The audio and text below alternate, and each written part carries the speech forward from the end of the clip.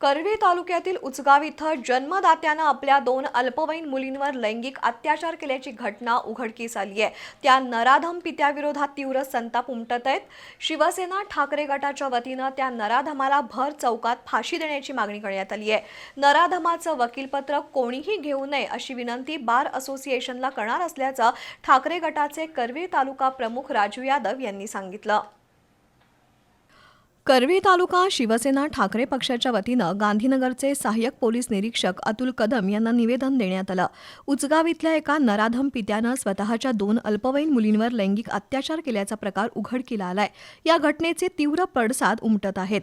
या नराधमाचं वकीलपत्र कुणीही घेऊ नये यासाठी ठाकरे गटाच्या वतीनं बार असोसिएशनला विनंती केली जाणार आहे। तसंच त्या नराधमाला भर चौकात फाशी देण्याची मागणी केली आहे। यावेळी करवीर तालुका प्रमुख राजू यादव, फेरीवाला संघटनेचे उपतालुका प्रमुख बाळासाहेब नलवडे, योगेश लोहार, सचिन नागटिळक, सुनील पारपाणी, शिवाजी लोहार, दीपक प्रेमवाला, रामराव पाटील यांच्यासह शिवसैनिक उपस्थित होते।